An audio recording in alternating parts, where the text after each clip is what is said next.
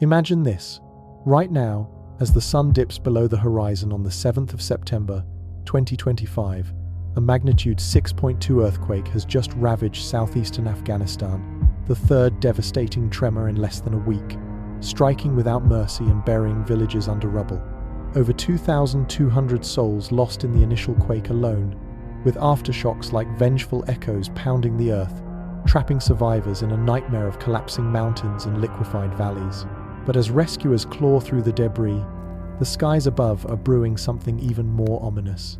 A colossal solar storm barreling toward Earth, its plasma filaments and high-speed winds set to collide with our planet's magnetic shield tonight or early tomorrow, potentially unleashing geomagnetic chaos that could black out power grids, spark auroras in unlikely places, and yes, some experts whisper, trigger even more seismic fury. And looming over it all, the blood moon eclipse descending tomorrow night, September 7th into 8th, 2025, turning the full corn moon into a crimson harbinger, visible to billions across continents, its red glow casting long shadows that ancient prophets warned would signal the end of days. Is this convergence mere coincidence, or the universe's final warning? Could hidden forces, reptilian overlords harvesting our fear, elite cabals manipulating the stars, or extraterrestrial invaders using the eclipse as a gateway be orchestrating this symphony of destruction? What if the drying Euphrates River, exposing millennial secrets, and waters turning blood-red worldwide are not natural anomalies but deliberate signs, preludes to 3 days of darkness that could engulf the globe? Hold on, dear listener, because if you pull away now, you might miss the revelations that could change how you see the night sky forever. Let us pull back the curtain on this unfolding drama, starting with the heart of the spectacle, the total lunar eclipse itself. As the clock strikes 11:28 Eastern Time tomorrow, September 7th, 2025, the moon will begin its perilous journey into Earth's shadow, a partial eclipse giving way to totality by 12:30 in the afternoon Eastern Time. No, wait. For global precision, let us use universal time coordinated. The penumbral phase commences at 15:27 Universal Time Coordinated, a subtle dimming as the moon grazes the outer shadow.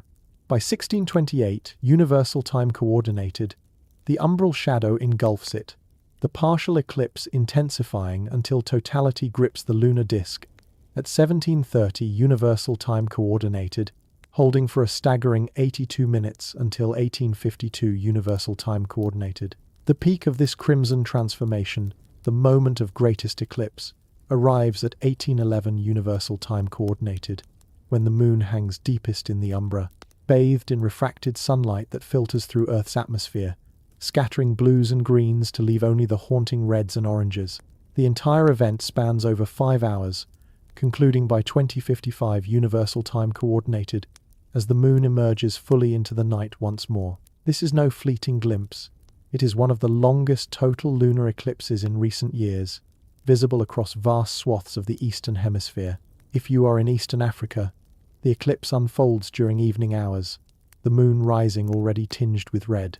In Asia, from India to China, it graces the night sky in full, with optimal viewing around local midnight. Australia witnesses it in the early morning, the crimson orb low on the horizon, while Europe catches the tail end in pre-dawn light. From the United Kingdom to Russia, nearly 77% of humanity, over 6 billion people, could potentially gaze upon this phenomenon, provided clear skies prevail. Yet, for those in the Americas, the event remains hidden, the moon below the horizon, forcing reliance on global live streams or shared tales from afar. No protective eyewear is needed, unlike solar eclipses that risk retinal damage. This lunar display is safe for naked eyes, binoculars, or telescopes, inviting all to partake in the cosmic theatre. But what paints the moon this bloody hue? It is the artistry of Rayleigh scattering, where sunlight bends around Earth, passing through our thick atmosphere laden with dust, water vapor, and pollutants. Shorter wavelengths like blue scatter away, leaving the longer red waves to illuminate the lunar surface, much like the fiery tones of a sunset projected onto a celestial canvas. In 2025, With recent volcanic activity, think of the increased eruptions noted. This year, atmospheric aerosols might deepen the red, turning it almost black in some observations, a dark eclipse that amplifies the eerie factor. Historical records show such deep reds during times of global upheaval, like after major eruptions, begging the question, is the universe mirroring our earthly turmoil? Compounding this lunar mystery is the grand energy convergence hurtling toward us. As of today, September 6, 2025, space weather forecasts from the National Oceanic and Atmospheric Administration's Space Weather Prediction Center indicate active solar conditions.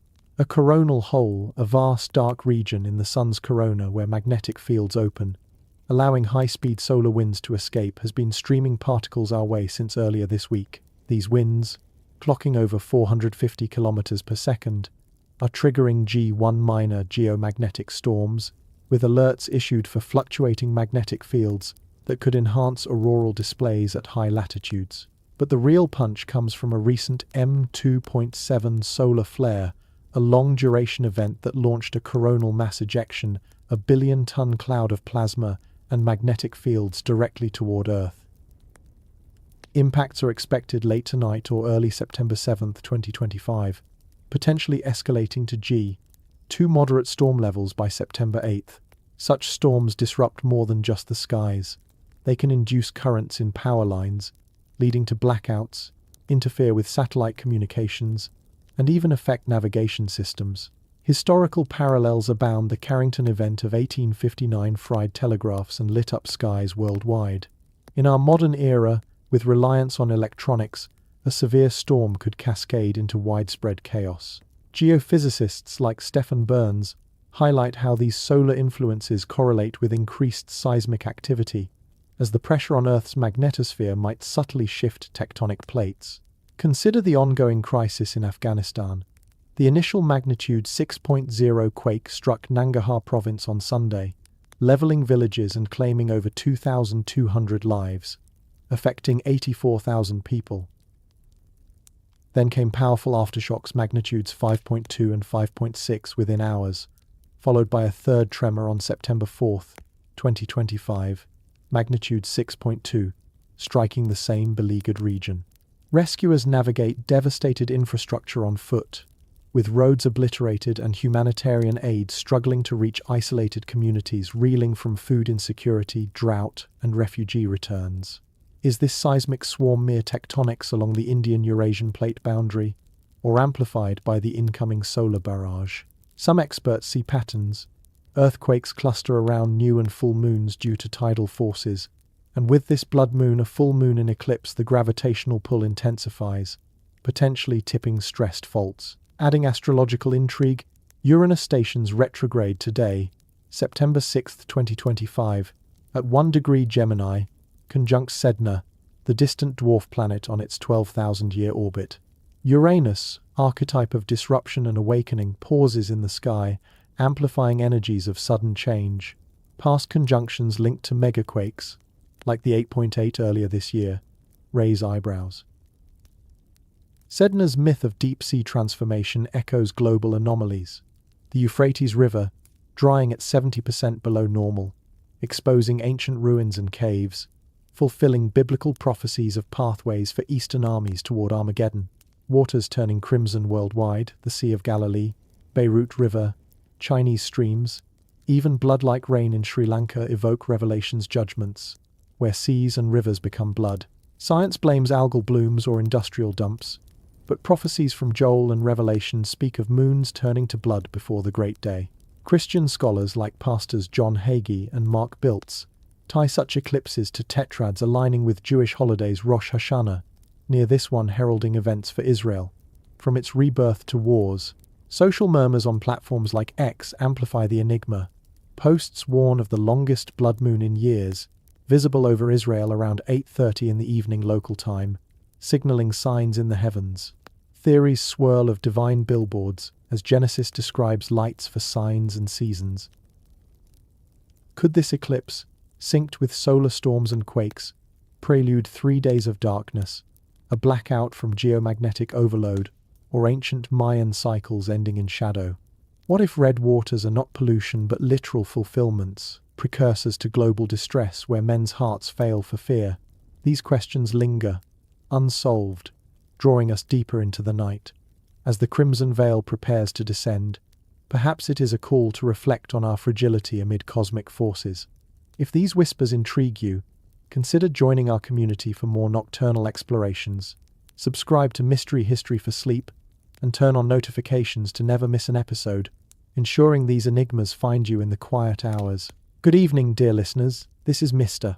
H from Mystery History for Sleep, your guide through the veiled corridors of time and the whispering voids of space, where stories unfold like gentle dreams to carry you into restful oblivion. Deep within the labyrinth of forbidden knowledge, where the boundaries between myth and reality blur like fog over ancient ruins, lies a chilling narrative that has slithered through human consciousness for decades. The reptilian overlords, shape-shifting entities said to pull the strings of our world from the shadows. As the blood moon of September 7th and 8th, 2025, approaches, these theories ignite anew, painting the eclipse not as a mere astronomical curiosity, but as a deliberate portal for interdimensional harvest. Picture these beings, often described as cold-blooded humanoids with scaly skin and vertical pupils, descendants of ancient serpent gods from Sumerian lore or even the biblical Nahash, the deceiver in Eden. They are not benevolent visitors but predatory architects, infiltrating positions of power, politicians, celebrities, corporate titans to feed on humanity's most primal energy, fear, or as insiders call it, loosh. This ethereal substance, allegedly generated by emotional turmoil, peaks during global crises, and what better catalyst than a crimson moon hanging like a sacrificial altar in the sky? The concept of loosh harvesting traces back to revelations from Robert Monroe, the out-of-body explorer who, in his journeys beyond the physical plane, encountered entities that cultivated human suffering, like farmers tending crops. These reptilians, or draconians as some label them from the constellation Draco, purportedly thrive on this energy, using eclipses as amplifiers to siphon it en masse. Why this particular blood moon? Its alignment with the full corn moon in Pisces, a sign of illusions and hidden realms, combined with the Uranus retrograde stationing on September 6th, 2025, creates a vortex of instability. Astrologers whisper that Pisces rules the subconscious, making populations more susceptible to manipulation, while Uranus's disruptive vibe shatters illusions, potentially exposing the reptilians' facade. Imagine billions gazing upward, their collective awe twisting into dread as subtle frequencies, broadcast from hidden antennas, intensify the harvest. Could the recent solar storms be their doing, engineered to heighten geomagnetic volatility and stir mass anxiety? Delving deeper, consider the elite covens that allegedly serve these overlords, secretive groups woven into the fabric of global power structures. These are not the witches of fairy tales but high society occultists, descendants of Babylonian mystery schools or modern offshoots like the Bohemian Grove attendees, who convene in rituals timed to celestial events. The blood moon syncs eerily with pagan feasts such as Ostara, the spring equinox celebration of renewal and fertility, but twisted in conspiracy circles into a veil for darker rites. Ostara, named for the Germanic goddess of dawn, marks rebirth, yet under a red moon, it becomes a metaphor for blood offerings, where elites supposedly conduct ceremonies to appease their reptilian masters. Underground bases, known in whistleblower accounts as deep underground military bases or dooms, serve as the stage vast networks honeycombed beneath mountains and deserts, from Dulce in New Mexico to Pine Gap in Australia. These facilities, funded by black budgets siphoned from taxpayer dollars, house advanced technology, blending science and sorcery. One such tool in their arsenal? HARP-like installations, the high-frequency active auroral research program in Alaska being the most infamous, though replicas allegedly exist worldwide. Conspiracy theorists claim these arrays don't just study the ionosphere but weaponize it, beaming high-frequency waves to manipulate weather, induce earthquakes, or even control minds. As the coronal mass ejection hurtles toward Earth on September 7, 2025, amplifying geomagnetic storms to G2 levels, whispers suggest it's no natural occurrence. Could elites be using HARP to supercharge the solar winds, creating artificial auroras that mask ritualistic energy extractions?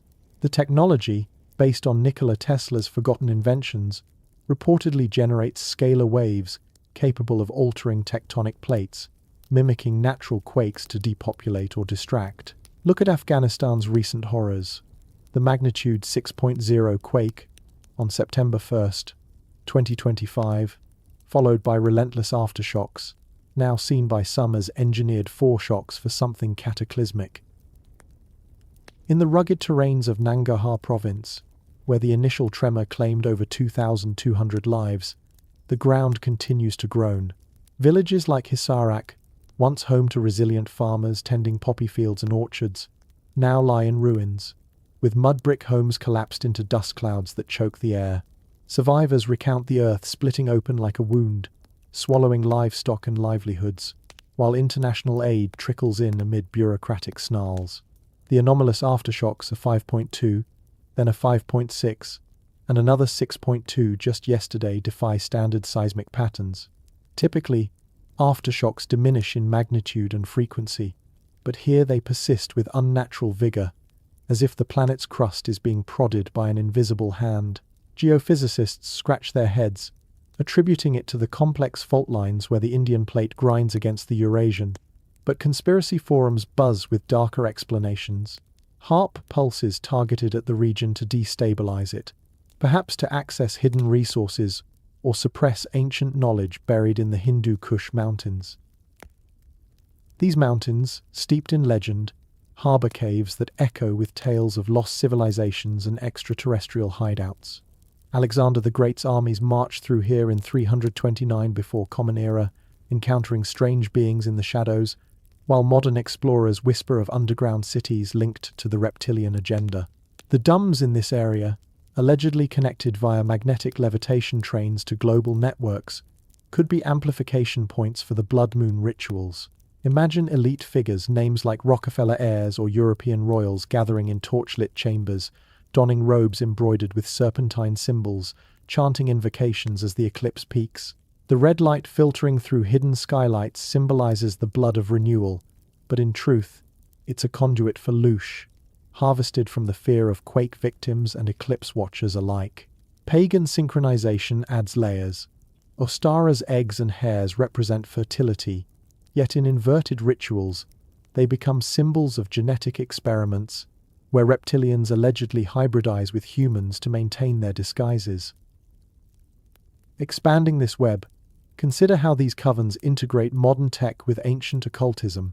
HARP's antennas, resembling a giant harp, strummed by electromagnetic fingers, could resonate with the eclipse's frequencies, creating portals. Interdimensional theories posit that during totality, when the moon aligns perfectly with sun and earth, veils between dimensions thin, allowing entities to cross. Reptilians, said to originate from fourth density realms, use this window to recharge, feeding on the spike in human emotions. The Uranus-Sedna conjunction enhances this, with Sedna's deep-sea archetype symbolizing submerged truths bubbling up, perhaps exposures of elite pedophile rings or financial manipulations tied to the covens. Tying back to Afghanistan, the quake's timing raises suspicions. The region's opium trade, controlled by shadowy cartels with elite ties, could be disrupted intentionally to shift power dynamics, while the exposed ruins from the drying Euphrates nearby hint at reclaimed artifacts for rituals. Babylonian idols, once submerged, now surface, their eyes said to glow under red moonlight, awakening dormant energies. Elite covens might view this as a sign to escalate, using HARP to simulate biblical plagues, like the red waters in the Sea of Galilee, which turned crimson last month, August 15, 2025, sparking prophecies of end-times judgments. What if the solar storms are cloaks for these operations? The incoming plasma filament, launching from the Sun on September 4, 2025, carries magnetic fields that could interfere with global communications, providing cover for covert movements. Pilots report strange lights during geomagnetic peaks, dismissed as auroras but suspected as reptilian craft docking at DUMBs. The harvest intensifies. As fear from quakes and eclipses surges, louche flows like rivers of ether, sustaining the overlord's dominion. Yet, questions linger, teasing the mind. Are the anomalous aftershocks truly foreshocks for a magnitude 7+ event engineered to cull populations, or natural warnings? Do the elite's rituals under the blood moon summon or repel these beings? For if reptilians walk among us, this eclipse might be their grand feast, with humanity as unwitting guests. As the crimson glow nears, one wonders, what hidden cameras in the stars capture our dread, and who watches from the depths? Speaking of watching, dear listeners, where are you tuning in from tonight, perhaps under the starry skies of Europe, or the bustling nights of Asia? And what time is it there as you settle in for these mysteries? Shifting our gaze from the fractured earth of Afghanistan to the serpentine arteries of ancient Mesopotamia, the Euphrates River emerges as a silent protagonist in this unfolding drama of shadows and secrets. Once the cradle of civilization, nurturing empires from Sumer to Babylon with its life-giving flow, the Euphrates now gasps in a slow, agonizing desiccation, its waters receding at an unprecedented rate that defies mere climate explanations. By 2025, reports indicate a staggering 70% drop in flow compared to historical norms, exposing vast stretches of cracked riverbed that were submerged for millennia. Satellite imagery reveals archaeological treasures surfacing like ghosts from the depths, forgotten cities, ziggurats, and enigmatic artifacts that whisper of lost knowledge. But is this drying a natural calamity, or a meticulously staged event engineered by elite forces to revive ancient idols and unlock Babylonian secrets long buried under the waves? Consider the timing. As the blood moon prepares to cast its red pall over the Middle East on September 7th and 8th, 2025, the Euphrates' decline accelerates, with water levels plummeting further in recent months due to upstream dams in Turkey and Syria, compounded by prolonged droughts. Experts project the river could run completely dry by 2040, but conspiracy circles argue this is no accident. It's a deliberate orchestration to fulfill prophetic scripts while serving hidden agendas. Imagine shadowy operatives, perhaps tied to those same elite covens we touched upon, manipulating dam controls and weather patterns to expose specific sites. One such revelation, caves and ruins near Haditha in Iraq, once flooded, now yield carvings depicting serpent deities and star maps that align eerily with the upcoming eclipse. Could these be blueprints for reptilian revivals, where ancient idols, stone effigies of gods like Enki or Tiamat, are awakened through rituals synchronized with the moon's crimson phase? The Babylonian connection runs deep, evoking a civilization obsessed with astronomy and the occult, where priests charted eclipses as omens of divine wrath or renewal. Secrets of their mystery schools, including alchemy and dimensional summoning, were said to be guarded by priesthoods that evolved into modern secret societies. Theorists posit that the Vatican, with its vast archives, has long suppressed Euphrates artifacts, hoarding papyri that detail reptilian influences on human evolution.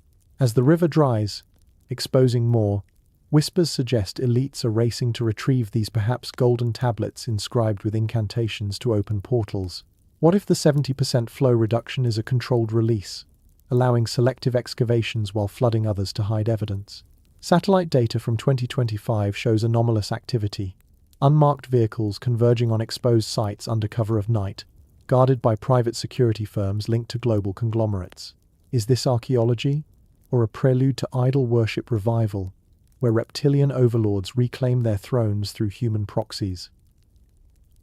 Fueling this intrigue are the global red waters phenomena, bizarre events where rivers, lakes, and seas transform into viscous crimson, as if the planet itself is hemorrhaging. In August 2025, the Sea of Galilee biblical site of miracles turned blood red overnight. Its 64 square miles dyed in hues that evoked the plagues of Egypt. Scientists attribute it to algal blooms of Botryococcus browni, triggered by heat and nutrients, but conspiracy lenses see ritualistic intent. This lake, central to Jesus' ministry, now mirrors the Euphrates' woes, with locals reporting eerie silences in the water, as if marine life senses impending doom. Similarly, in February 2025, a river near Buenos Aires in Argentina flushed scarlet, sparking investigations into industrial dyes, yet no culprit emerged definitively.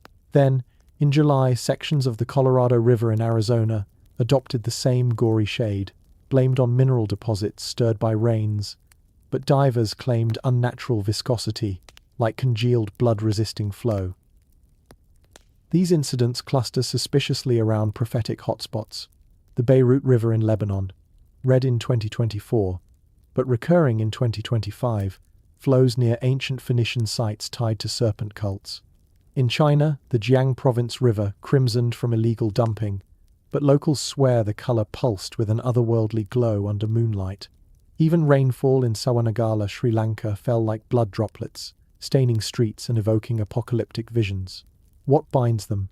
Theories of satanic sacrifices peaking under the red moon, where global red waters serve as blood rituals on a planetary scale.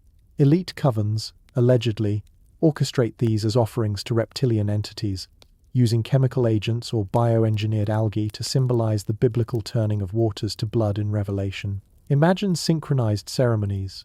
As the eclipse totality hits at 1811 Universal Time, coordinated on September 7, 2025, participants in hidden groves or dams spill symbolic blood, mirroring the river's transformation to amplify louche harvest. The thrill deepens with accounts of eyewitness anomalies. In the drying Euphrates bed, nomads report glowing orbs hovering over exposed idols at dusk, emitting hums that induce trance states. Are these drones from elite retrieval teams, or manifestations of awakened Babylonian spirits? Satanic theories point to the Church of Satan, or offshoots like the Temple of Set, which revere ancient Egyptian and Mesopotamian deities with reptilian traits. Rituals under the blood moon might involve invocations from the Necronomicon fictional, yet inspired by real grimoires summoning entities through blood proxies. The red waters, then, become literal altars, their coloration a signal for global alignment, where fear from environmental panic feeds the harvest. Why do these phenomena spike in 2025, aligning with Uranus retrograde and solar storms? Perhaps geomagnetic disturbances enhance ritual efficacy, thinning veils as plasma filaments batter Earth's shield. Ponder the Babylonian secrets unearthed. Tablets from the exposed ruins detail stargates activated during eclipses, portals where gods descended in serpent forms. Elites, descendants of these priesthoods, might use them to commune with overlords, trading human louche for technological edges like anti-gravity tech hidden in domes. The Euphrates staging as a dried pathway echoes Revelation 16:12, preparing for kings from the east. But conspiracists flip it. Not divine judgment, but an engineered Armageddon to cull populations and reset society under reptilian rule. Red waters fuel this, as if the planet's veins are opened for a cosmic transfusion, blending natural blooms with deliberate pollution to create omens that terrify billions. A subtler layer emerges, these narratives as metaphors for our inner fears, the reptilians symbolizing primal instincts we suppress, the drying river our neglected environmental soul, and red waters the guilt of pollution staining our collective conscience. As the blood moon rises, perhaps it's a mirror, reflecting not external overlords but the shadows within, urging us to confront them before sleep claims us. But questions persist. What if the exposed idols hold keys to forgotten powers, and the elite's rituals are real bids for immortality? The red glow beckons, promising answers or deeper enigmas in the night ahead. Venturing further into this web, consider how the Euphrates decline intersects with global geopolitics, a chessboard where elites maneuver pieces under cosmic cover. Turkey's dams, like the Ataturk, control the flow, but whispers claim remote overrides by HARP equivalents, pulsing frequencies to evaporate waters selectively. In 2025, with levels at historic lows, Syrian farmers downstream face famine, their pleas drowned in international indifference, perhaps intentional to destabilize regions guarding ancient sites. Babylonian secrets include cuneiform texts on dragon blood, elixirs for longevity that reptilian hybrids allegedly crave, extracted during blood moon rites. Satanic sacrifices, then, might involve not just symbolism but actual offerings, with red waters as diluted remnants washing ashore as warnings. The Sea of Galilee's red turn in August 2025 adds fuel. Swimmers report visions in the water, fleeting glimpses of scaled figures, dismissed as hallucinations from algal toxins. Yet, in biblical lore, this lake walked by prophets now bleeds, tying to Moses' Nile plague, engineered, some say, by covens replicating ancient magic with modern biotech. In New Jersey, the blood-red river sparked rumors of underground labs leaking experimental dyes, but divers found submerged altars, etched with serpentine runes. Colorado's crimson flow in July coincided with UFO sightings, as if red waters signal arrivals. These patterns tease a global ritual network, where the blood moon acts as conductor, synchronizing sacrifices from Euphrates banks to Galilee shores. Elites, in velvet robes or tailored suits, chant in forgotten tongues, their drums echoing with drums as the eclipse peaks. Loosh surges from quake fears in Afghanistan to eclipse awe worldwide, a banquet for overlords. But what if the drying exposes countermeasures, ancient wards against reptilians, hidden by floods until now? As inner metaphors, these fears represent our disconnection from nature, the drying river, our parched empathy, red waters, the rage we suppress. Easing into contemplation, transforming dread into curiosity that lulls the mind toward rest. Yet, one final puzzle. If the Euphrates fully dries, what Babylonian beast awakens under the red moon's gaze? The shadows hold their breath, waiting. Beyond the veil of our blue skies, where stars pulse like hidden signals in the cosmic code, theories of extraterrestrial involvement swirl like nebulae around the impending blood moon eclipse of September 7th and 8th, 2025. What if this celestial alignment is not just a shadow play of sun, earth, and moon, but a meticulously timed gateway for beings from distant worlds, or worse, a staged invasion masquerading as natural wonder? The notion of a fake alien invasion has simmered in conspiracy undercurrents for years, popularized by figures like Werner von Braun, who allegedly warned on his deathbed that the final card in the elite's deck would be an orchestrated extraterrestrial threat to unite humanity under a one-world government.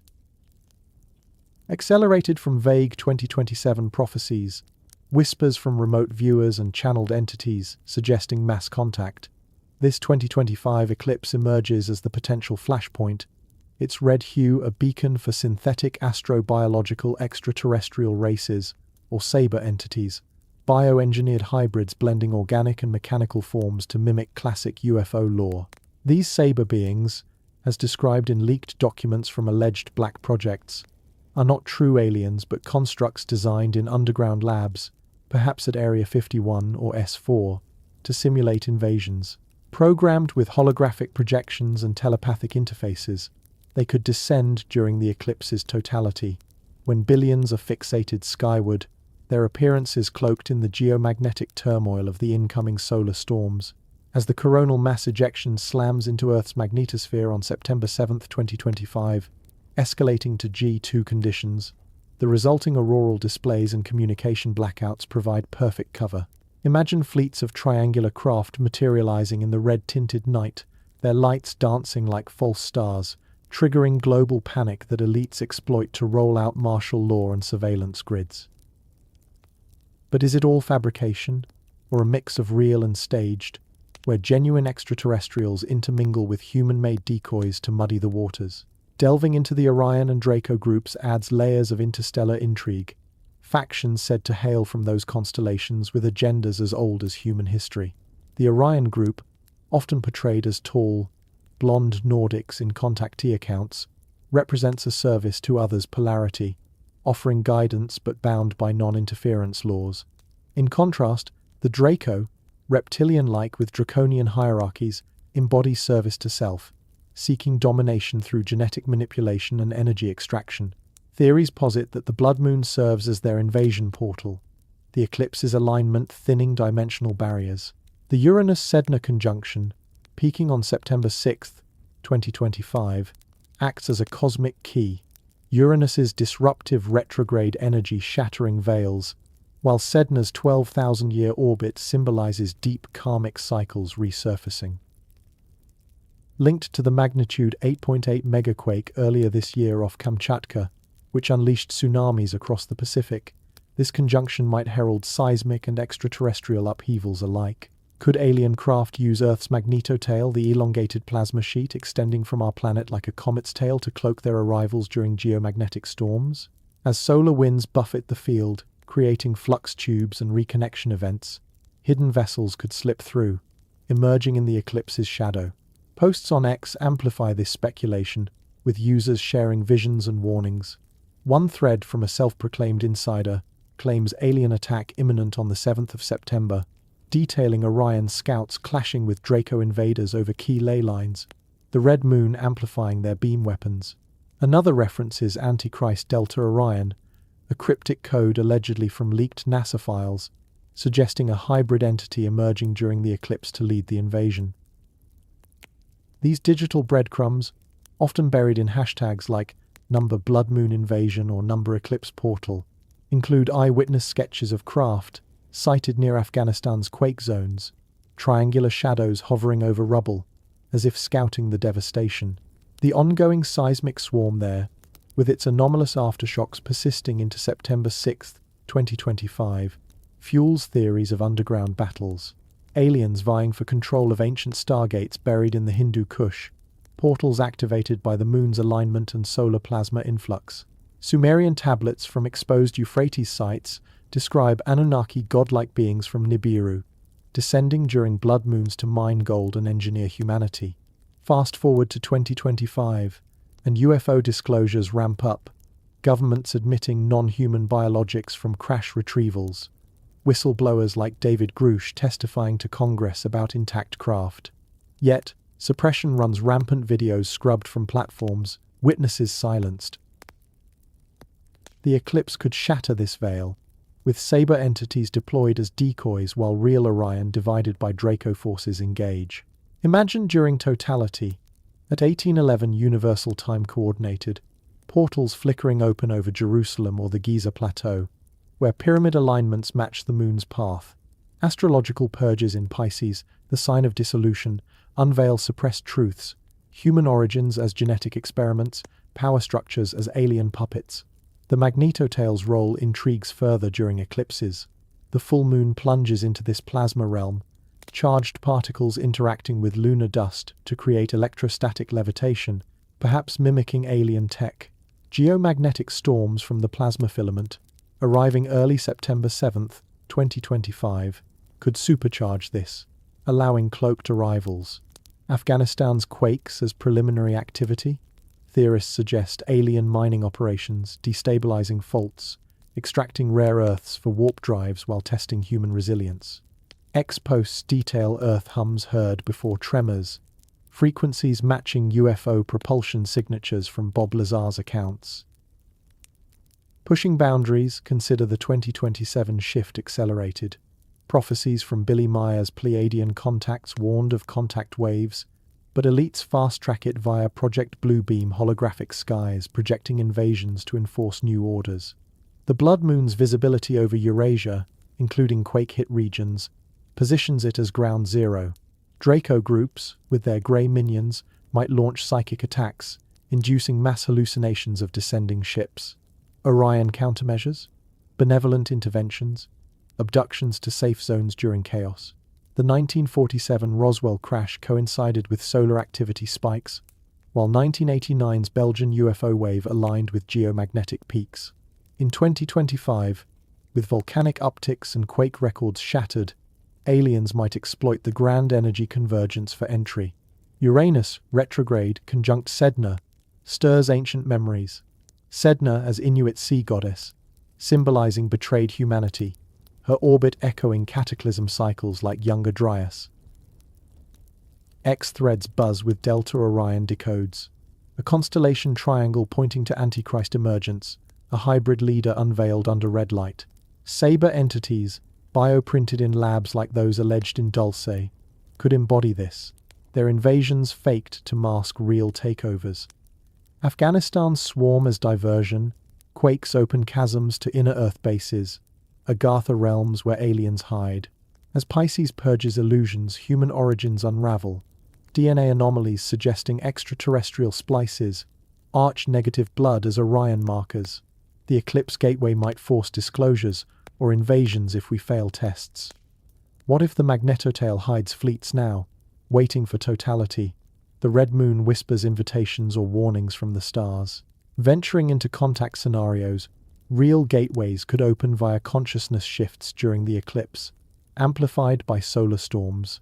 Remote viewers report Orion councils debating intervention, Draco pushing aggression, Afghanistan's anomalies. Witnesses see light beings aiding survivors, countering dark crafts. Posts share photos of orbs over rubble, defying explanations. The 8.8 megaquake link, Sedna's perihelion energy, Uranus's disruption portals breached then, now widening. Invasions as karmic reckonings, aliens reclaiming experiments gone awry. Saber as human-alien hybrids, deployed to blend realities. Pisces astrology unveils, emotional floods, hidden enemies revealed. The corn moon's harvest theme twists into soul reaping by invaders. Are we pawns in galactic wars? The eclipse our battleground. Shadows stir. Stars align. What descends under crimson light?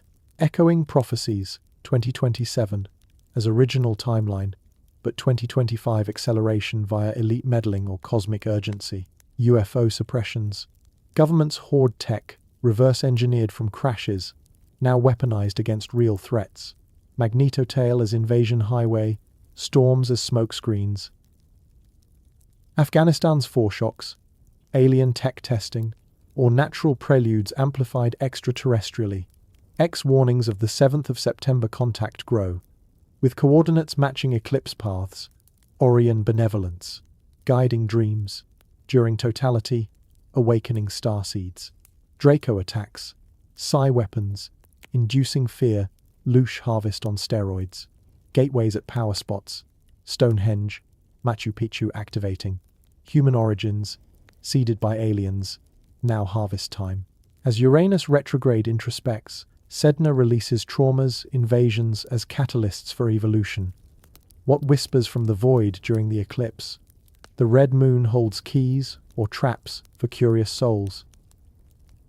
Amid the digital cacophony of X, where voices from the fringes echo like distant thunder over ancient battlefields, posts flood the platform, cryptic and urgent, painting the eclipse as a harbinger of imminent alien incursions.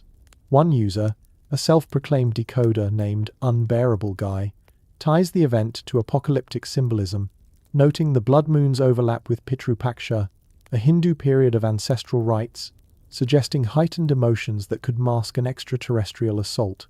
Another, Red Collie, a scientist delving into crop circles and ET codes, declares the arrival of a massive unknown object in our solar system. Dubbed 3, divided by Atlas as a space vessel threat from enemy grey aliens, or Ebens, with censored JWST images hinting at a cover-up. He links it to warnings from friendly aliens back in 2015, urging planetary defense against a takeover, his words laced with urgency. Imminent, echoing Luis Elizondo's book title. Then there's Woods, proclaiming hostile aliens resembling Black Americans arriving in November, a bizarre twist that stirs racial and cosmic fears, complete with a video stirring debate on reparations and extraterrestrial mimicry. These threads weave a tapestry of impending doom. But what if the alien attack imminent isn't a fleet of ships, but a subtle infiltration through the red moon's veil? Delve into the enigma of Antichrist Delta Orion, a phrase bubbling up in obscure X corners, often tied to constellation alignments and biblical end times. Delta Orion refers to the triangular formation in Orion's belt. Al-Nitak, Al-Nilam, Mintaka, a stellar gateway in ancient Egyptian lore, where souls ascended or descended. Conspiracy enthusiasts decode it as a signal for a hybrid entity, the Antichrist, emerging from Orion's domain during the eclipse, perhaps a Saber construct or genuine Draco overlord. One post from Mind's Eye Realized warns of reptilian shapeshifters using the blood moon for rituals, harvesting Loosh amid chaos, their interdimensional kin slipping through thinned veils. The red moon, they claim, acts as an amplifier, its coppery glow a frequency tuner for extra-dimensional beings who thrive on turmoil, fear, anger, despair, as sustenance. Imagine these entities, not flesh and blood but vibrational predators, latching onto the collective psyche as billions stare upward, their awe morphing into dread amplified by solar-induced blackouts. Connect this to Afghanistan's quakes, those relentless tremors that refuse to fade like echoes in a cavernous void. The initial magnitude 6.0 on September 1st, 2025, followed by a barrage of aftershocks 5.2, 5.6, and a fresh 6.2 just yesterday, paint a picture of preliminary activity, as if the Earth itself is being primed for larger upheavals. Geophysicists note the anomalies, shocks too persistent, magnitudes defying decay patterns, suggesting not just plate tectonics but external influences. Users speculate alien reconnaissance, with orbs sighted over rubble, perhaps probing for stargates in the Hindu Kush. These mountains, riddled with legends of underground realms, could harbor entry points activated by the eclipse's alignment. The red moon's signal, beaming through geomagnetic storms, might synchronize with these quakes, fracturing ley lines, energetic meridians crisscrossing the globe to facilitate global disruptions.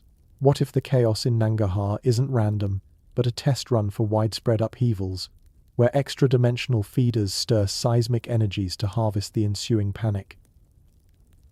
Astrology layers on the intrigue, with the blood moon in Pisces unveiling profound truths about human origins. Pisces, the mutable water sign of dissolution and unity, governs the 12th house of hidden enemies, karma, and the collective unconscious. This eclipse, occurring in Pisces, acts as a purge, dissolving illusions and exposing suppressed narratives. Vedic astrologers warn of amplified negatives where visible, but also opportunities for rebirth. Emotions swell like tides, revealing ancestral wounds or cosmic lineages. Human origins, long shrouded in Darwinian veils, might crack open, DNA anomalies hinting at starseed interventions, roach-negative blood as markers of Orion heritage, or mitochondrial Eve traced to extraterrestrial splices. The purge could manifest as vivid dreams or synchronicities during totality, where individuals glimpse past lives as alien hybrids or witnesses to ancient visitations. Astrologers like Stuti predict shifts for specific risings, Pisces feeling relationship upheavals, Virgo routines rewritten, all tied to the eclipse's karmic blade. What origins will surface? Are we engineered slaves of Anunnaki gold miners, or enlightened descendants of Pleiadian lightbringers? Amid this cosmic tension, a soothing counterpoint emerges. Benevolent watchers, perhaps the Orion Nordics or Council of Wizards and Warlocks, alluded to in crop circle decodes, guiding humanity toward enlightenment. These entities, bound by free will laws, intervene subtly through intuitive nudges, synchronicities, or protective shields during storms. As the red moon signals chaos feeders, these watchers might amplify positive frequencies, turning the purge into awakening. Imagine during the 82-minute totality, a golden light overlaying the crimson, as benevolent forces beam healings, dissolving Draco manipulations. Posts from spiritual accounts like Find in My Way to Louvre speak of the Black Moon precursor, on August 22, 2025, as a dark omen resetting cycles, urging awareness of unusual signs, repeated words, numbers, stranger synchronicities to navigate the eclipse's energies. Their guidance: anchor in light, meditate with intent, visualize the moon radiating peace rather than blood. Could Afghanistan's quakes be benevolent interventions, cracking open suppressed portals to free trapped energies? The preliminary activity might herald not invasion, but liberation, with extra-dimensional beings feeding on chaos actually fleeing as human consciousness rises. Warnings of EBS alerts and military ops from Mr. Poole suggest coded activations, perhaps benevolent alliances positioning against threats. The Antichrist Delta Orion? A distortion, a fear projection by chaos feeders to deter enlightenment. Pisces Purge unveils this. Our origins as multidimensional beings, co-creators with stars, not victims. Ponder the red moon as a dual signal alarm for feeders, clarion for watchers. In the Magnetotail's plasma dance, benevolent craft might shield Earth, countering invasions with love frequencies. Afghanistan's upheavals, tragic yet catalytic, expose ancient sites where watchers once taught humanity caves, holding star maps, now resurfacing amid rubble. X threads buzz with Thundercats comms, symbolic of heroic awakenings against dark forces. Enlightenment whispers, meditate under the eclipse, invite guidance, dissolve chaos with inner peace. But questions tease. If benevolent watchers guide, why allow quakes suffering? Perhaps to awaken compassion, purging old karmas. Human origins in Pisces' waters, aquatic ancestors seeded by Sirius beings, or Atlantean refugees from Draco wars. The red moon feeds curiosity, not fear, lulling toward dreams where answers await. More broadly, consider how eclipses visible across Eurasia amplify regional curiosity, Afghanistan at the apex, quakes as omens. Benevolent forces might use this to unveil origins, DNA activations during totality, sparking global starseed remembrances. Ex-astrologers note Gemini risings facing home-career tensions, but as portals to ancestral truths, chaos feeders thrive on division, watchers on unity. The soothing balm. Envision watchers as luminous guardians, their enlightenment a gentle current through the red glow, transforming invasion fears into evolutionary leaps. Afghanistan's preliminary shakes, birth pangs of a new era, where human origins shine, Pisces purging veils. What if the Antichrist is illusion? Delta Orion, a gateway to our divine selves. The moon's whisper invites exploration, easing into restful wonder. Venturing deeper, X's eclectic voices from K-pop fans tying the eclipse to band lore, to astronomy buffs heralding its rarity blend mundane with mystical. Benevolent watchers might embed messages in pop culture, guiding subtly. Quakes as upheavals, unveiling artifacts Euphrates ties, perhaps Orion maps in Afghan caves. Pisces purge. Emotional floods wash away origins' lies, revealing interstellar heritage. Soothe with watcher's light dissolves chaos. Enlightenment a soft dawn after red night. If feeders use quakes for chaos, do watchers counter with healings? The eclipse holds the key. It's red a canvas for both shadows and stars. In the shadowed scrolls of ancient texts, where words etched by prophets pulse with an eternal urgency, the image of the moon turning to blood stands as a celestial sentinel, a warning etched in the heavens themselves. Joel chapter 2 verse 31 proclaims it with haunting clarity. The sun shall be turned into darkness, and the moon into blood, before the great and notable day of the Lord come. This is no poetic flourish, but a literal harbinger, the Hebrew word dam denoting actual blood, not mere resemblance, evoking a transformation that defies the ordinary dance of light and shadow. As we approach the blood moon eclipse of September 7th and 8th, 2025, one cannot help but wonder, is this crimson spectacle the fulfillment unfolding before our eyes, or a prelude to judgments that will shake the foundations of the world? Revelation chapter 6 verse 12 echoes this dread vision in the opening of the sixth seal. And I beheld when he had opened the sixth seal, and lo, there was a great earthquake, and the sun became black as sackcloth of hair, and the moon became as blood. Here, the Greek hyma roots in the same essence as hematite, the iron oxide now curiously forming on the lunar surface, as if the moon itself is bleeding from within. Biblical scholars have long debated whether these passages are symbolic metaphors for political upheavals or spiritual shifts, or starkly literal, demanding a physical manifestation in the skies. The 2025 eclipse, with its deep red hue amplified by atmospheric dust from recent volcanic surges, tilts the scale toward the tangible, inviting us to ponder if we're witnessing the heavens declare a divine verdict on humanity's path. Yet, these prophecies extend beyond the moon's transformation. They weave into a grander principle of celestial communication, as established in Genesis chapter 1 verse 14. And God said, "Let there be lights in the firmament of the heaven to divide the day from the night, and let them be for signs, and for seasons, and for days, and years." The Hebrew oath for signs implies miraculous markers, covenant tokens, and direct missives from the divine, turning the stars and planets into God's billboards for humanity. Psalm 19 verses 1 through 2 elaborates, "The heavens declare the glory of God, and the firmament sheweth his handiwork. Day unto day uttereth speech, and night unto night sheweth knowledge. This natural revelation level invites even the uninitiated to glimpse the Creator's power, a baseline wonder that needs no prophetic lens. As curiosity builds, consider how these signs operate on layered frequencies, each unveiling deeper truths. At the prophetic announcement level, Matthew chapter 24 verses 29 through 30 describes, "Immediately after the tribulation of those days shall the sun be darkened, and the moon shall not give her light, and the stars shall fall from heaven, and the powers of the heavens shall be shaken, and then shall appear the sign of the Son of Man in heaven." Here, celestial anomalies herald divine interventions, advance notices that stir anticipation or dread. Isaiah chapter 13 verse 10 adds the judgment warning layer, "For the stars of heaven and the constellations thereof shall not give their light. The sun shall be darkened in his going forth, and the moon shall not cause her light to shine." Deviations from cosmic norms signal that divine patience wears thin, urging repentance before irreversible consequences unfold. What piques the mind further is the statistical precision of biblical fulfillment.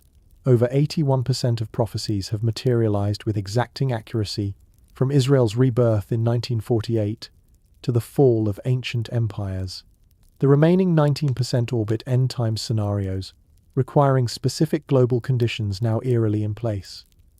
Widespread distress, technological marvels enabling mark of the beast systems, and signs in the heavens aligning like puzzle pieces. Joel chapter 2 verses 30 through 31 sequences it. "And I will shew wonders in the heavens and in the earth, blood and fire and pillars of smoke. The sun shall be turned into darkness, and the moon into blood, before the great and the terrible day of the Lord come." The blood moon appears as a precursor, not the climax, a merciful alert echoing Luke chapter 21 verse 25. "And there shall be signs in the sun, and in the moon, and in the stars, and upon the earth distress of nations with perplexity, the sea and the waves roaring." Tying this to current whispers, the 2025 eclipse's timing resonates with these sequences. As solar storms rage on September 6th and 7th, 2025, darkening communications and stirring auroral fires, one questions if they're the pillars of smoke foretold. Afghanistan's quakes, those persistent rumbles claiming lives and exposing vulnerabilities, mirror the great earthquake in Revelation, preliminary tremors in a divine symphony. Red waters worldwide, the Sea of Galilee's crimson shift in August, rivers in China and Lebanon flushing scarlet evoke the blood wonders, precursors that intrigue. Are they algal veils for judgments, or human pollutions mirroring spiritual decay? Romans chapter 11 verse 25 unveils timing mysteries. "For I would not, brethren, that ye should be ignorant of this mystery, lest ye should be wise in your own conceits, that blindness in part is happened to Israel, until the fullness of the Gentiles be come in." The blood moon signs, aimed at awakening Israel during tribulation after the church's removal, suggest we're on the cusp, the eclipse a signpost for spiritual eyes opening. 2 Peter chapter 3 verse 9 reveals God's heart. "The Lord is not slack concerning his promise, as some men count slackness, but is long-suffering to us ward, not willing that any should perish, but that all should come to repentance." Every wonder, from red moons to drying rivers, expresses mercy, invitations to turn before the terrible day. The Euphrates desiccation, dropping 70% and unearthing ruins, fulfills Revelation chapter 16 verse 12. "And the sixth angel poured out his vial upon the great river Euphrates, and the water thereof was dried up, that the way of the kings of the east might be prepared." This isn't isolated. It's sequenced after seals and trumpets, a highway for Armageddon armies. Jeremiah chapter 50 verse 38 prophesied droughts on Babylon's waters as judgment on idols, now resurfacing like accusatory fingers from the mud. Double fulfillments tantalize. Cyrus's diversion in 539 before Common Era as historical echo, 2025's drying as end times rehearsal. Curiosity swells with parallel signs. Waters turning blood red, not once but recurring Beirut River, Jiang Province, even Sri Lankan rain falling crimson. Revelation chapter 8 verses 8 through 9. "And the second angel sounded, and as it were, a great mountain burning with fire was cast into the sea, and the third part of the sea became blood. Chapter 16, verses 3 through 6 escalates. Seas, rivers, springs becoming blood, a just recompense for shed innocent blood. Moses' Nile plague in Exodus chapter 7 verse 20 prefigures this. Power echoed in tribulation, witnesses of Revelation chapter 11 verse 6. These aren't fulfillments. Yet the sequence demands prior judgments like hail and fire burning a third of trees, but precursors that tease. Algal blooms or dumps explain naturally, but the pattern intrigues. Clustering around Jerusalem, concentric circles of anomalies syncing with Temple Mount digs and peace treaties. Per Dalton Neal, chapter 9 verse 27. All roads lead to the holy city, heavens and earth converging for history's final act. Over 81% fulfilled prophecies build anticipation, the remaining tied to conditions like global commerce in Revelation 18, requiring flowing rivers until the end. No Antichrist risen, no two witnesses in Jerusalem, yet the blood moon warns, hearts racing toward the unknown. God's long-suffering offers space for repentance, signs as expressions of love, not wrath. As the moon prepares its bloody guise, what if hematite on the lunar surface is the literal becoming blood? A scientific veil for prophecy. The eclipse's 5-hour span, visible to 6 billion, a divine billboard flashing mercy. Layers unfold natural glory, prophetic alerts, judgment shadows, inviting deeper gaze into scrolls where answers hide in plain sight. Ponder the sixth seal's earthquake. Afghanistan's swarm as echo, distress mounting with sea waves, roaring tsunamis from past quakes foreshadowing. Euphrates' exposed caves hold what secrets, prophetic maps or idle terrors. Red waters as drink for the deserving, per Revelation, a poetic justice that chills. Biblical precision astounds. Over 81% accuracy, from Cyrus's name prophesied centuries prior to Jesus' birthplace.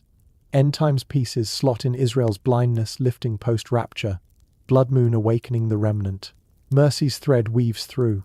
Long-suffering, God desires all to repent, signs as gentle nudges before storms. The moon as blood a warning, not condemnation, curiosity drawing us toward reflection in the quiet night. Yet, questions tease. If sequences demand order, why do precursors multiply now? Euphrates highway for Eastern kings, China's rise. Red waters true cause divine or disguised. Echoing through the corridors of prophecy, the drying of the Euphrates River emerges as a profound emblem of divine orchestration, a waterway once teeming with life, now reduced to a parched vein across the cradle of civilization. Revelation chapter 16 verse 12 unveils this scene with stark precision. And the sixth angel poured out his vial upon the great river Euphrates, and the water thereof was dried up, that the way of the kings of the east might be prepared. As we stand on September 6, 2025, satellite images confirm a 70% plummet in flow, exposing archaeological marvels submerged for thousands of years, caves echoing with forgotten echoes, ruins of ancient Babylon, whispering secrets of empires long fallen. This is no mere environmental shift. It aligns with Jeremiah chapter 50 verse 38, a judgment on idols, where waters wither as a final blow against false gods. Could this desiccation be the literal highway for Eastern armies marching toward Armageddon, or a symbolic unraveling of modern idolatries like technology and power?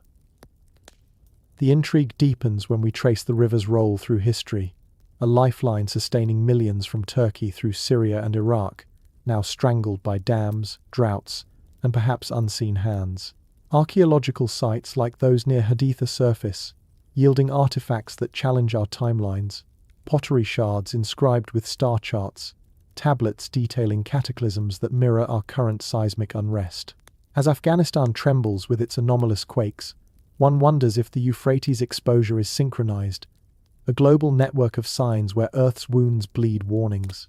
Revelation's sequence places this after the seals and trumpets, a prelude to the ultimate showdown, yet current conditions tease fulfillment. Water flows diminished since 2022, caves visible for the first time in centuries, all while international tensions simmer in the Middle East. Double fulfillments tantalize the mind. Cyrus's ancient diversion of the river to conquer Babylon in 539, before Common Era as a shadow, 2025's drying as the substance, preparing paths not just for kings, but for prophetic reckonings. Layered with this are the enigmatic red waters appearing across the globe, phenomena that evoke the trumpet and bowl judgments of Revelation chapters 8 through 16. Chapter 8 verses 8 through 9 depicts, "And the second angel sounded, and as it were, a great mountain burning with fire was cast into the sea, and the third part of the sea became blood. And the third part of the creatures which were in the sea, and had life, died, and the third part of the ships were destroyed." Escalating in chapter 16 verse 3, "And the second angel poured out his vial upon the sea, and it became as the blood of a dead man, and every living soul died in the sea." Verses 4 through 6 extend to fresh waters. "And the third angel poured out his vial upon the rivers and fountains of waters, and they became blood. For they have shed the blood of saints and prophets, and thou hast given them blood to drink, for they are worthy." These mirror Moses' transformation of the Nile in Exodus chapter 7 verse 20, a power granted to tribulation witnesses in Revelation chapter 11 verse 6, who have power to turn the waters into blood and to smite the earth with all plagues, as often as they will. In our time, these red transformations manifest mysteriously. The Sea of Galilee, sacred heart of biblical miracles, flushed crimson on August 15, 2025, its 64 square miles resembling a vast wound, sparking whispers of end times omens. Scientists cite algal blooms, Botryococcus braunii, exploding under heat and nutrients, but the timing intrigues, aligning with the blood moon's approach. Similarly, the Beirut River in Lebanon, the Jiang Province stream in China, and even rainfall in Sawanagala, Sri Lanka, have adopted this gory shade, each incident a puzzle piece. A canal in Newarp, Netherlands, and Bondi Beach in Australia join the list. Waters died as if by an invisible hand. Are these isolated natural events, or veiled precursors to the full judgments, where oceans and rivers become undrinkable blood, slaying marine life and forcing humanity to confront its sins? The sequence demands scrutiny. These aren't the final bowls, as prior trumpets like hail and fire scorching a third of the earth haven't fully materialized, but they tease the progression. Revelation's ordered judgments unfold methodically, not chaotically, yet our world's anomalies cluster, red waters multiplying, Euphrates waning, quakes persisting. This builds to Luke, chapter 21, verse 26, "Men's hearts failing them for fear, and for looking after those things which are coming on the earth, for the powers of heaven shall be shaken." Global distress mounts international tensions, economic strains, natural disasters mirroring the perplexity of nations, seas roaring with unprecedented storms. Adding a layer of modern mystery are the prophecies circulating on platforms like X, foretelling millions dead in the eclipse's wake, tied to this celestial bloodletting.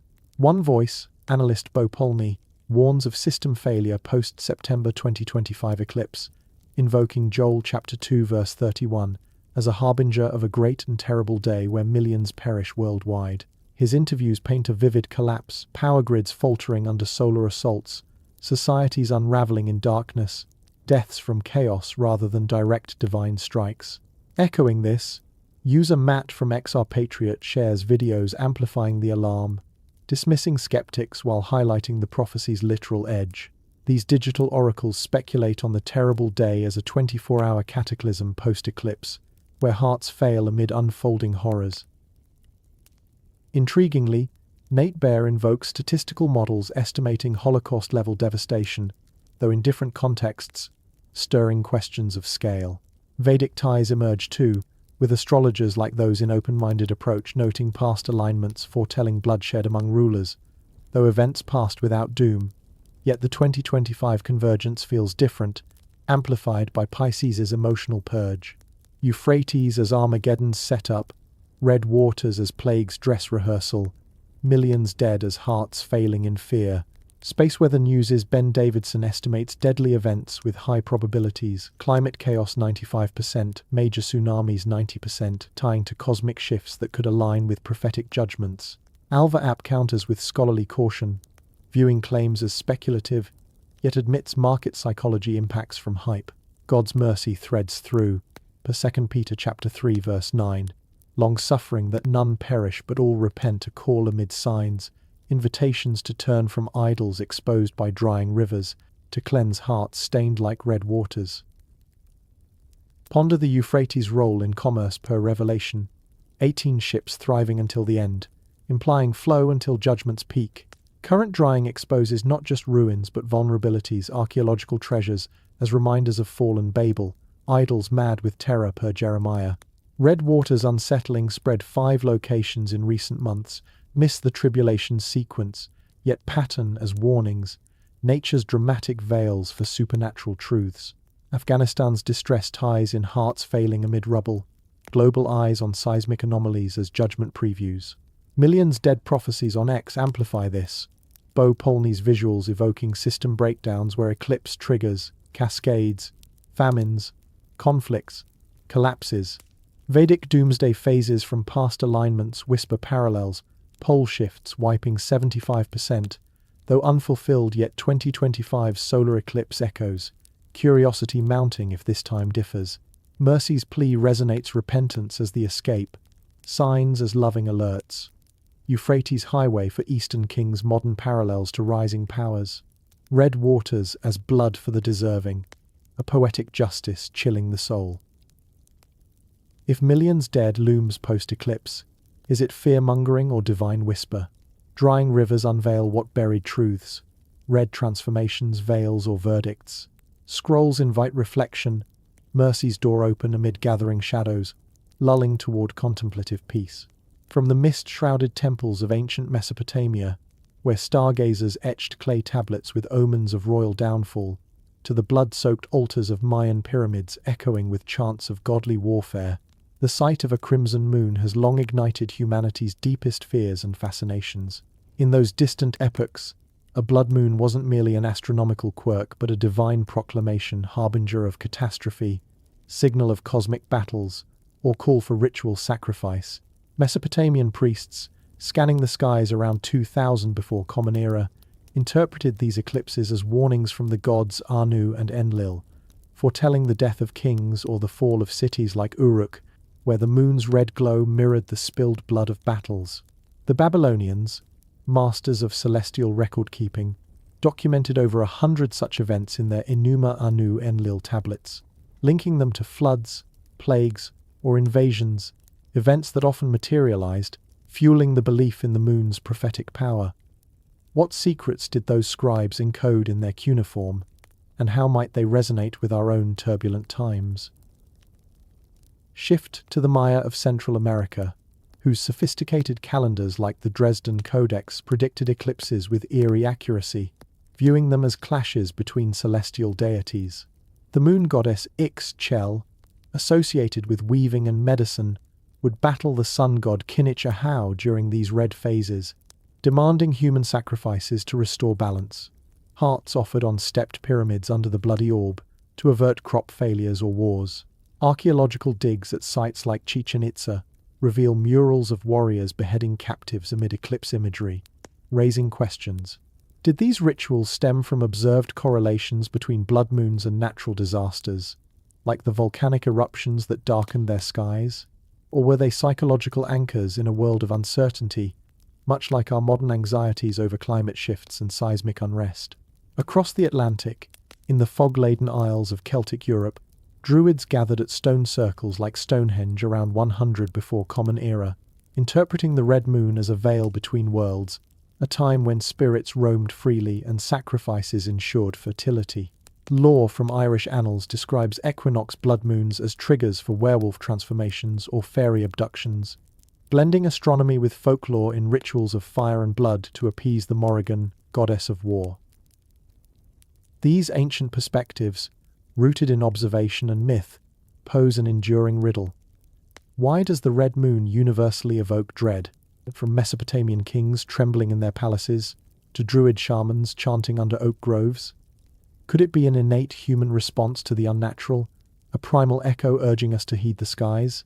Contrast this with the crisp lens of modern science, where the blood moon demystifies into a ballet of orbits and optics. On September 7th and 8th, 2025, the moon will glide into Earth's umbral shadow, starting with a penumbral dimming at 1527 Universal Time Coordinated, escalating to partial eclipse at 1628 Universal Time Coordinated, and reaching totality at 1730 Universal Time Coordinated.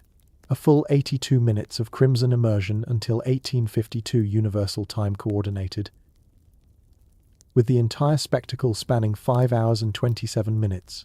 This total lunar eclipse, the longest since 2022, owes its red hue to Rayleigh scattering. Sunlight, refracting through Earth's atmosphere, scatters shorter blue wavelengths, allowing longer red ones to bathe the lunar surface, much like a global sunset projected onto the moon. Safe for naked eye viewing, unlike solar eclipses that demand filters, this event invites over 6 billion people, nearly 77% of humanity, to witness it from Europe, Africa, Asia, and Australia, while the Americas remain in the dark. In Perth, Australia, totality unfolds from 1:30 to 2:52 local time. In India, during evening hours. In Eastern Africa, at dusk. But what atmospheric factors might deepen this red recent volcanic ash from 2025's eruptions, perhaps turning it near black in a dark eclipse? This scientific clarity contrasts sharply with ancient awe. Why do modern observers still feel a chill, as if the red moon stirs ancestral memories? Enter the geophysical depth, where Stephen Burns's concept of a grand energy convergence bridges the gap, merging celestial mechanics with earthly tremors. As of September 6, 2025, a coronal hole streams high-speed solar winds toward Earth, triggering G1 minor geomagnetic storms, with velocities over 450 km per second, fluctuating magnetic fields and enhancing auroras.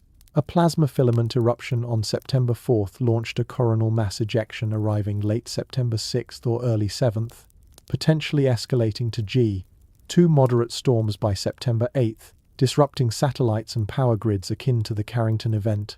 Burns describes this as a convergence with Uranus stationing retrograde on September 6th, conjunct Sedna, amplifying Promethean energies of sudden change linked to past megaquakes like the 8.8 earlier this year. This heightens quake and volcano risks, with 2025 ranking as the 6th strongest seismic year on record. Afghanistan exemplifies this peril. A magnitude 6.0 quake struck Nangarhar province on August 31, 2025, at 23:47 Afghanistan time, epicenter 14 kilometers east of Jalalabad, killing over 2,200, affecting 84,000, and destroying 98% of buildings in Kunar province, followed by aftershocks 5.2, 5.6 and a third magnitude 6.2 on September 4th, hindering rescue in mountainous terrain amid food insecurity and refugee returns. Burns warns this convergence could spark magnitude 7+ events, with Afghanistan's swarm as foreshocks in a region prone to liquefaction and landslides. Why this alignment now? Solar winds, planetary stations, eclipse-stirring geophysical volatility that echoes ancient omens. Do modern tools like slinky seismometers in Nottingham detecting the September 4th 6.2 quake reveal patterns ancient observers intuited? As the moon turns red, is it a cosmic echo, urging recall of lost wisdom from Mesopotamian tablets or Mayan codices, where eclipses foretold quakes and volcanic fury? The grand energy convergence beckons exploration, blending history's enigmas with science's edge, lulling the mind into contemplative depths. And as we pause here, I'd love to hear in your thoughts or comments, where in the world are you listening from right now? And what hour of the night or day is it casting its spell over you? Delving deeper into the enigmatic rhythms that govern our world, consider the tantalizing thread of 12,000-year cycles, those vast cosmic heartbeats that seem to pulse through Earth's history, like the slow breath of a slumbering giant. These intervals, etched into geological records and ancient myths alike, whisper of cataclysmic resets, moments when the planet convulses, civilizations crumble, and life reinvents itself from the ashes.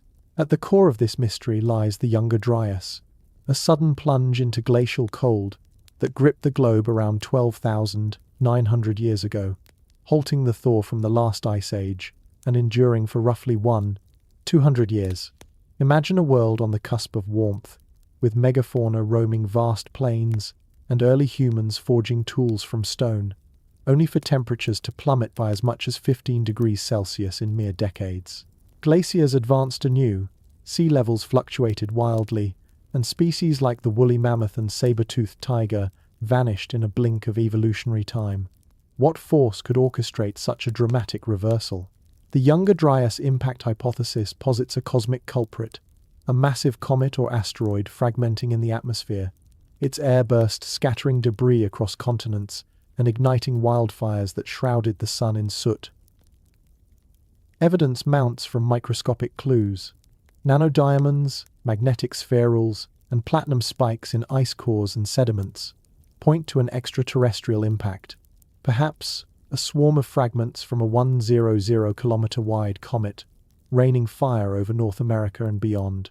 This cataclysm, occurring roughly 12,800 years ago, not only triggered the cold snap, but may have extinguished the Clovis culture, early human settlers whose advanced tools disappeared abruptly from the archaeological record.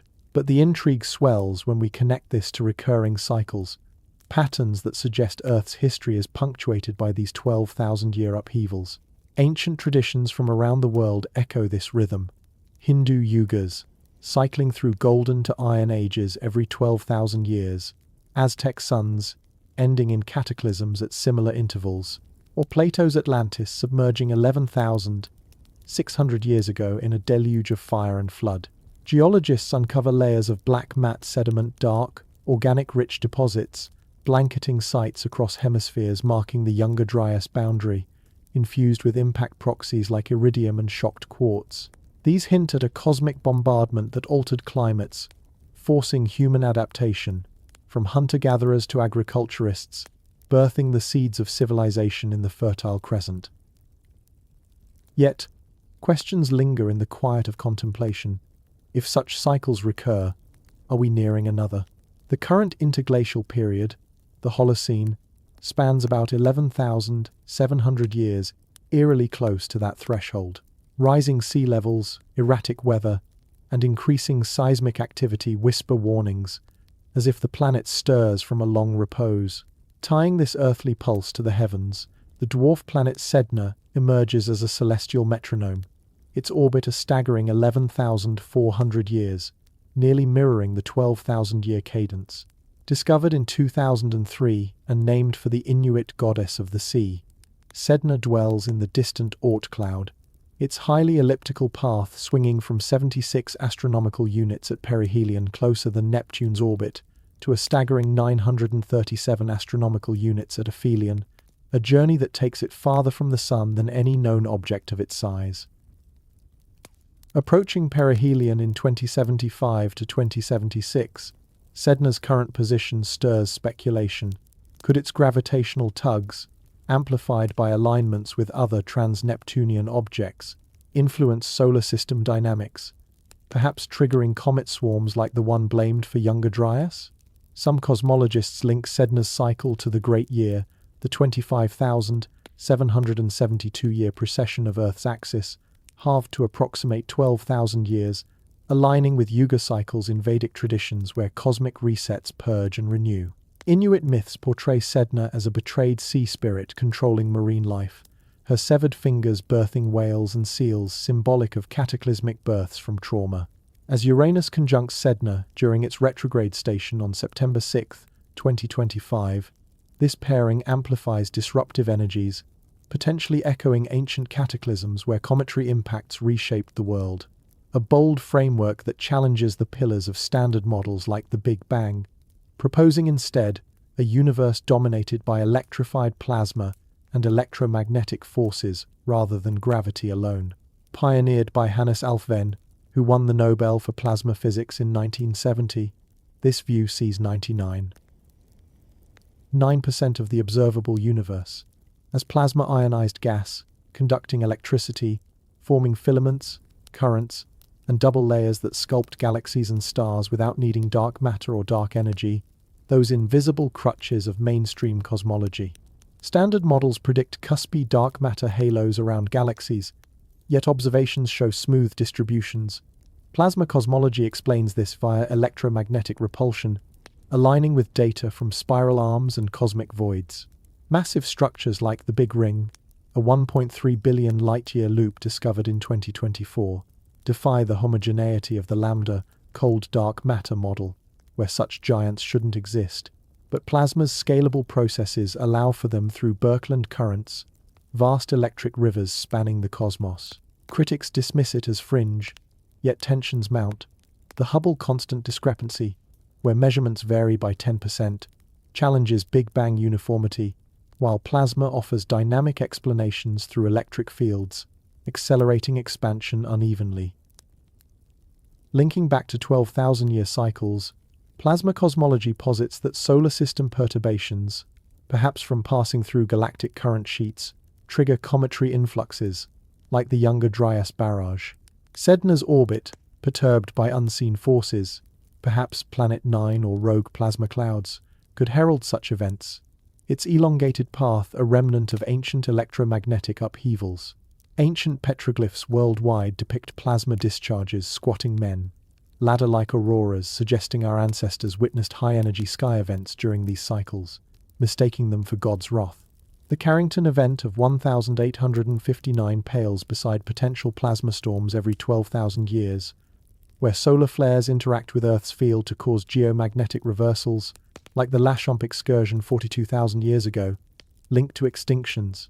As the blood moon of September 7th and 8th, 2025, aligns with this grand energy convergence, solar winds, Uranus-Sedna conjunction, geomagnetic volatility 1 ponders. Is this a cosmic echo, urging us to recall lost wisdom from those cataclysmic resets? Younger Dryas survivors may have encoded survival knowledge in myths, the flood of Noah, Atlantis' sink whispering techniques for enduring plasma storms or harnessing electromagnetic energies. Sedna's approach stirs Inuit tales of sea upheavals, perhaps metaphors for tsunamis from impact winters. Plasma cosmology invites re-evaluation. If gravity isn't king but electricity rules, our understanding of cycles shifts Earth as a charged body in a plasma universe, vulnerable to galactic zaps every 12,000 years. Meditate on this as slumber beckons. What if the red moon is a lantern illuminating forgotten paths, calling us to rediscover ancient harmonies with the cosmos? Cycles turn, mysteries unfold. Let the night's quiet reveal echoes of wisdom long silenced, guiding dreams to uncharted realms.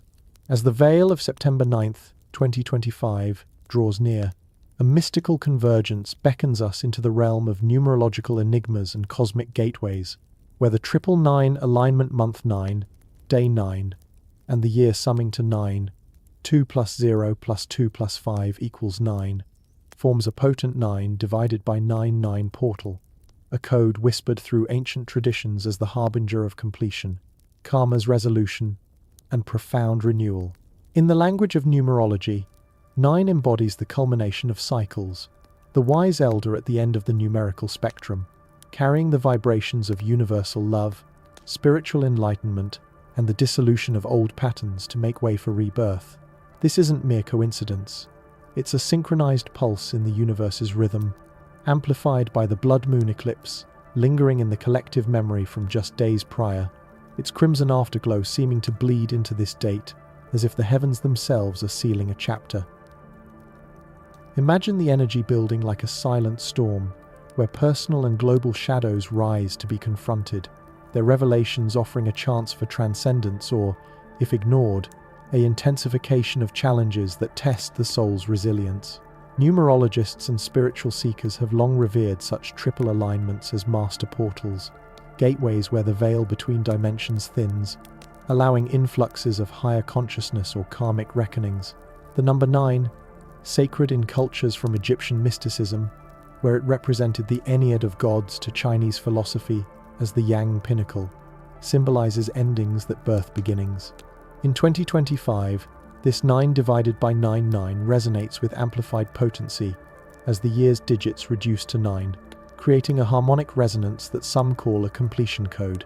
Astrologers note that September 9th falls under Virgo's meticulous influence, a sign of purification and service, urging introspection on health, work, and daily rituals. Yet, the overlay of Pisces from the recent eclipse opposing Virgo creates an axis of tension where illusions dissolve and hidden truths surface, much like buried artifacts emerging from a receding riverbed. What karmic debts might this portal demand we settle? Personal wounds from past relationships, unhealed traumas echoing through generations, or societal imbalances like environmental neglect and inequality, all rising like tides under this numerical moon.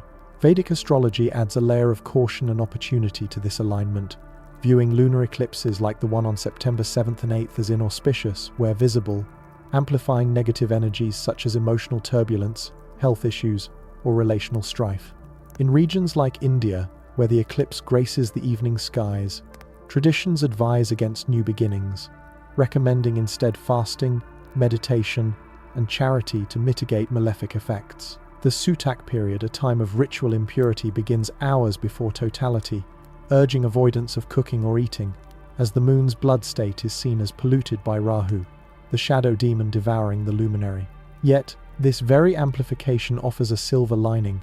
Shadows revealed under the red glow provide chances for profound healing, where Vedic mantras like the Gayatri invoke light to dispel darkness. For those in invisible zones, like the Americas, the effects are subtler, manifesting as internal shifts rather than external chaos. Curiosity stirs: could this 9 divided by 9, falling just after the eclipse, serve as a cosmic closure, where Vedic negatives peak but then transmute, birthing a renewed cycle? Converging these threads, the portal intertwines with the eclipse's lingering energies and the solar storms raging through September 6th to 10th, 2025, creating a vortex that could trigger biblical echoes of men's hearts failing them for fear. Luke chapter 21 verse 26 paints this vividly. Celestial signs precede earthly distress, where perplexity grips nations, seas roar, and humanity quakes at impending doom. The grand energy convergence, coronal holes spewing winds, plasma filaments igniting G2 storms, Uranus retrograde conjunct Sedna mirrors this, potentially heightening geomagnetic volatility that disrupts not just technology, but human psyches, inducing anxiety spikes or vivid dreams as the magnetosphere flickers. In Afghanistan, where the ground still shudders from the magnitude 6.0 quake and its persistent aftershocks, this could manifest as men's hearts failing, survivors grappling with loss amid fears of larger tremors. The anomalous sequence shocks defying typical decay. Magnitudes holding strong suggests foreshocks for a magnitude 7+ event. Birth pangs of geophysical upheaval that align with the portal's karmic purge. What if these shakes are not random but synchronized? The Earth's crust responding to solar plasma like a tuned instrument, amplifying the 9 divided by 9's call for closure. Jerusalem-centered signs add a sacred dimension to this convergence, where the eclipse's path and the portal's date spotlight the holy city as a nexus of prophecy and politics. Recent archaeological digs beneath the Temple Mount have unearthed artifacts, Second Temple-era mikvahs, Byzantine mosaics that fuel Jewish interest in reconstruction, amid whispers of red heifers prepared for purification rites. The portal's renewal invites meditation. Visualize golden light enveloping the crimson afterglow, sealing old cycles in peace, as the universe's whispers lull the spirit into serene repose. What forgotten wisdom might this 9 divided by 9 unlock, echoing ancient sages who saw numbers as keys to the divine? In the quiet, let curiosity fade into dreams, where karma's end births tranquil horizons. Unraveling the threads of ancient prophecies often reveals patterns that echo across millennia, like ripples in a vast cosmic pond, where a single event casts shadows both backward and forward in time. This concept of double fulfillment in biblical scripture captivates the imagination, suggesting that divine words are not confined to a singular moment, but layered with meanings that unfold progressively, much like the peeling of an onion to reveal deeper cores of truth. Take, for instance, the prophecies surrounding the Euphrates rivers drying, a motif that appears in both Jeremiah and Revelation, bridging the conquests of old empires with the apocalyptic visions of end times. In Jeremiah chapter 50 verse 38, the prophet declares a drought upon Babylon's waters as part of God's judgment on its idols. A drought is upon her waters, and they shall be dried up. for it is the land of graven images, and they are mad upon their idols. This vivid imagery of desolation wasn't mere rhetoric. It found its initial realization in the military genius of Cyrus the Great, the Persian king who, in 539 before Common Era, orchestrated one of history's most audacious sieges. Picture the scene in ancient Babylon, a metropolis of unparalleled splendor, its hanging gardens defying gravity, and its ziggurats piercing the stars, all fortified by the mighty Euphrates flowing through its heart like a protective serpent. Cyrus, prophesied by name in Isaiah chapter 44 verse 28 and chapter 45 verse 1, over a century before his birth, that saith of Cyrus, "He is my shepherd, and shall perform all my pleasure," approach this impregnable city with cunning rather than brute force. According to the accounts of Greek historian Herodotus, and corroborated by the Nabonidus Chronicle, Cyrus diverted the river's waters into a nearby marsh or reservoir, lowering the level enough for his soldiers to wade through the bed and slip under the city's bronze gates, which had been left open during a festival. The conquest was swift and relatively bloodless, fulfilling Jeremiah's drought on the waters as a literal drying that enabled the fall of Babylon's idols and the liberation of the Jewish exiles. This historical layer demonstrates God's sovereignty over nations, using a pagan king as an instrument to restore his people, a theme that resonates with mercy amid judgment. Yet, the prophecy's shadow extends far beyond Cyrus's triumph, casting forward to the eschatological horizon in Revelation chapter 16 verse 12, where the sixth vial pours out, drying the Euphrates to prepare the way for the kings from the east. This future fulfillment transforms the river from a historical conduit of conquest to an apocalyptic highway, facilitating the assembly of armies for the Battle of Armageddon, as described in verses 16 through 21. In this end times context, the drying isn't a tactical diversion but a supernatural act amid God's wrath, enabling a massive eastern force, perhaps symbolizing modern powers like China, or a coalition to march westward toward Israel, culminating in the ultimate clash between good and evil. Scholars debate whether this is literal, with the riverbed becoming a dry path for troops, or symbolic of barriers removed for global conflict. But the parallel to Cyrus is striking. Both involve a dried Euphrates, enabling invasion and regime change, one past and one future, illustrating how biblical prophecies often operate on multiple levels, fulfilling in part historically, while pointing to ultimate eschatological realities.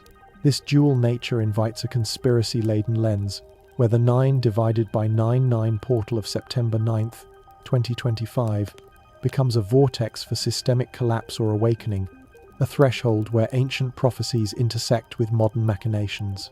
Numerologically, the 999 amplifies endings, but in shadowy interpretations, it could signal an engineered purge, elites manipulating events to usher in a new order under the guise of divine fulfillment. Whispered theories suggest that the Euphrates' current drying 70% flow reduction exposing ruins is not natural but orchestrated through dams and climate tech, creating the Armageddon Highway as a pretext for global conflict or control. Add to this the 3 days of darkness prophecy, a motif drawn from Catholic visions like those of Padre Pio or Anna Maria Taigi, foretelling a period of supernatural blackout where demons roam, purifying the world of evil. Linked to the blood moon in September 2025 by various online prophets, this darkness is said to follow the eclipse, a divine intervention where only the faithful with blessed candles survive, purging the wicked in a cosmic reset. Conspiracy weaves this into a narrative of systemic collapse. Solar storms coinciding with the eclipse could trigger widespread blackouts, mimicking the 3 days of darkness as a man-made purge, elites retreating to bunkers while society unravels, awakening survivors to a new paradigm. Or, in a twist of hope, it's an awakening portal, where the darkness dissolves illusions, birthing collective enlightenment. The Euphrates' role amplifies this past as Cyrus's path to liberation, future as Armageddon's march, but in conspiracy, a staged event for one-world governance. To navigate this, encourage a meditative practice. In the quiet, visualize golden light overtaking the red moon's hue, infusing your being with peace, sealing karmic cycles in harmony.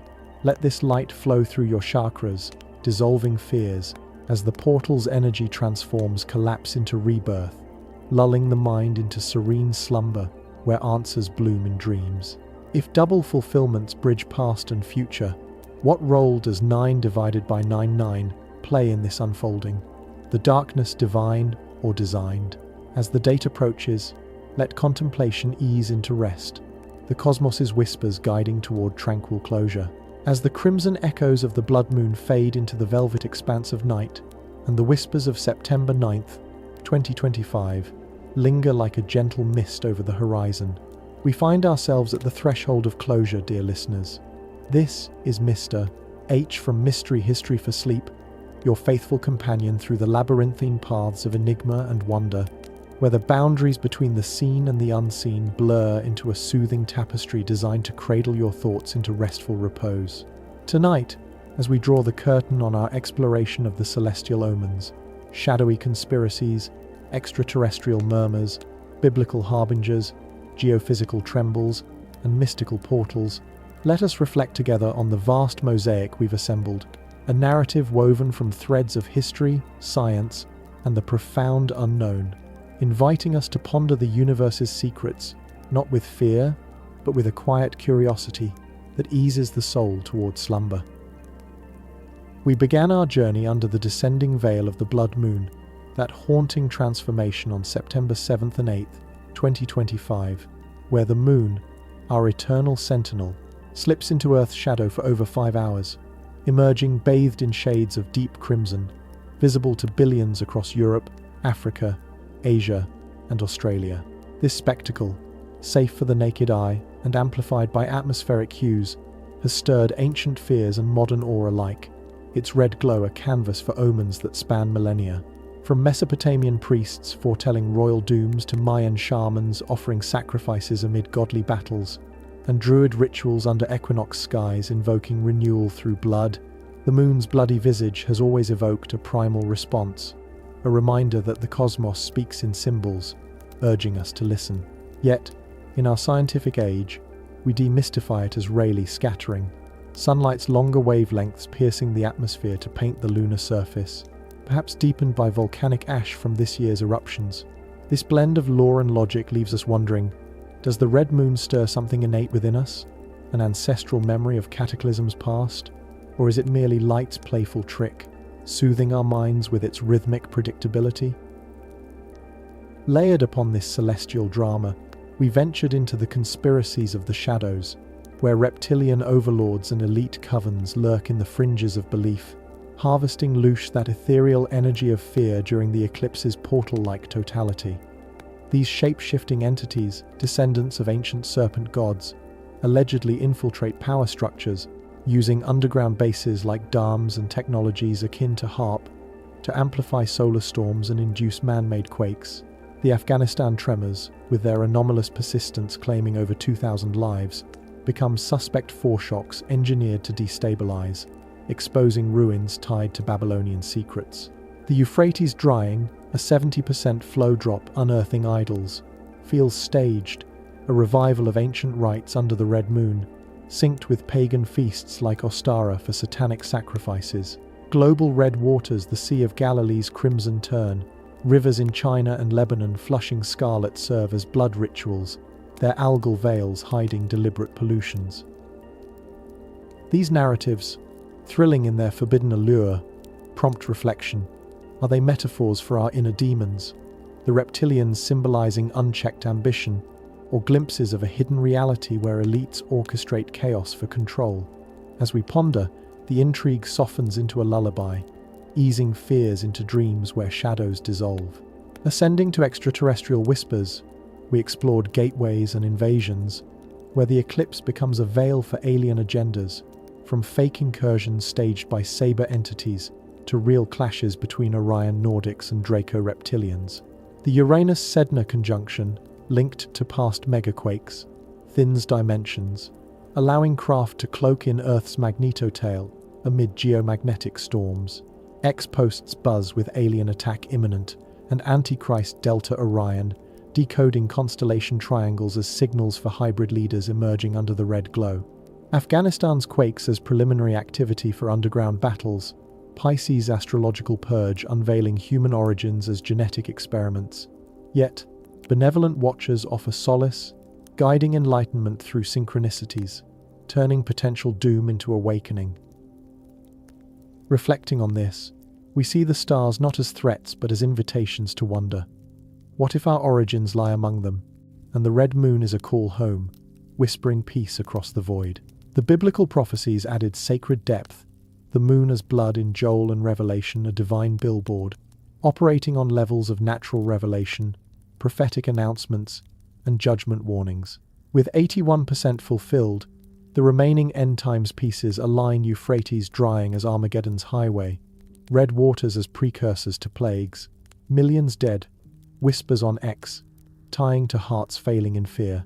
God's mercy shines through long-suffering, signs as calls to repentance, double fulfillments bridging Cyrus's conquest to future battles. This tapestry of warnings invites introspection.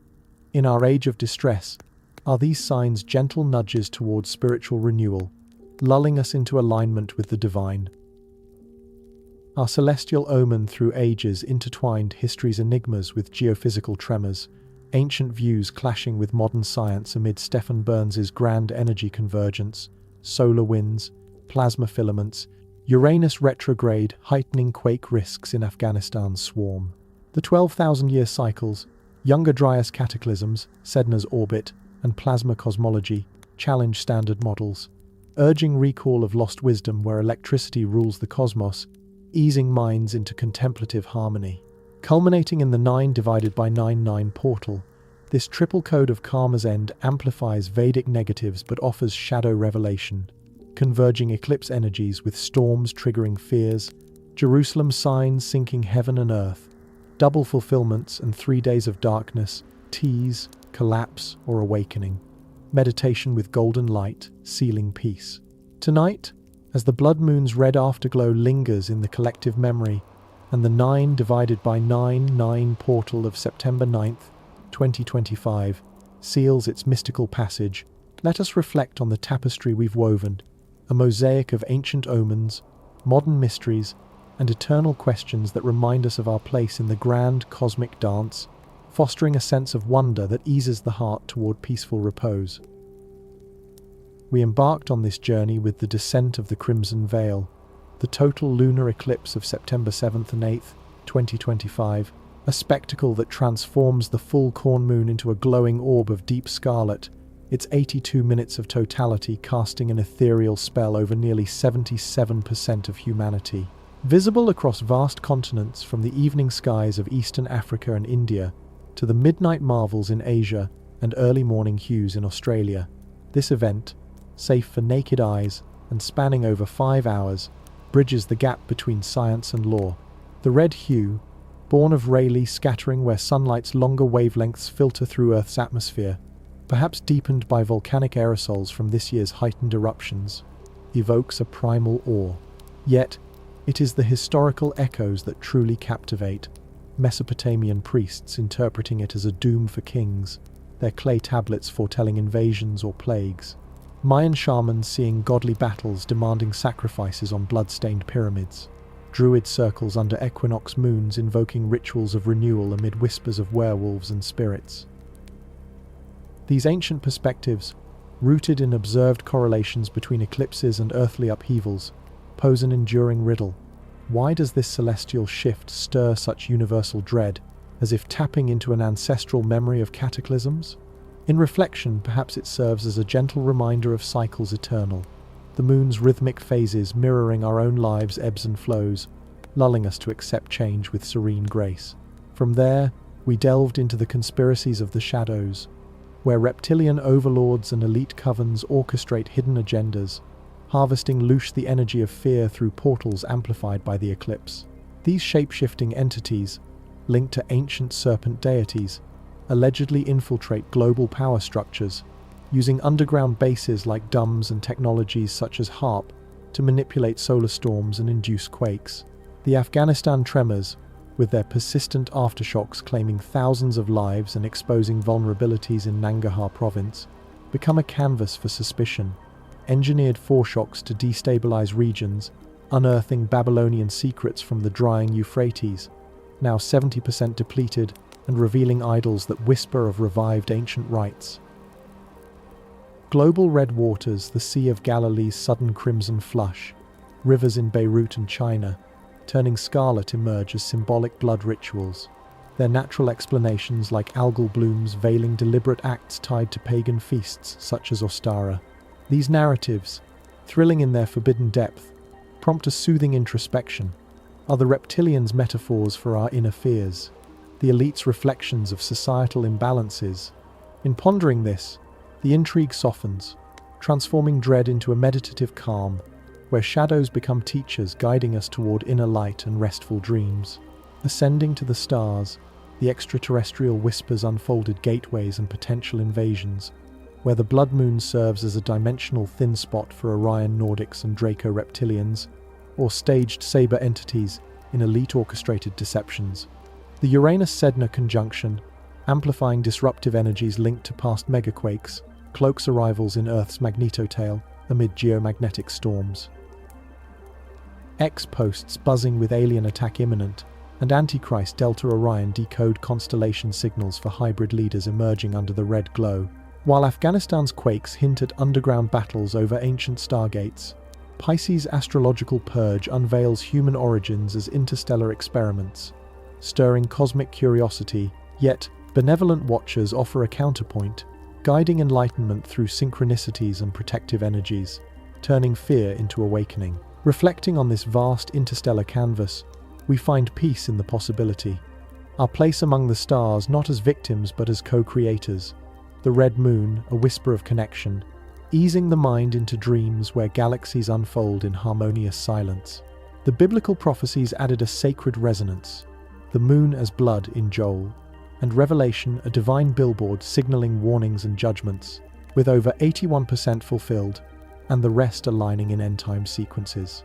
The Euphrates drying fulfills Revelation's highway for Eastern kings, red waters echoing plagues, and millions dead whispers on X tying to hearts failing in fear amid global distress. God's long-suffering mercy calls for repentance, double fulfillments, bridging Cyrus's conquest to future Armageddon.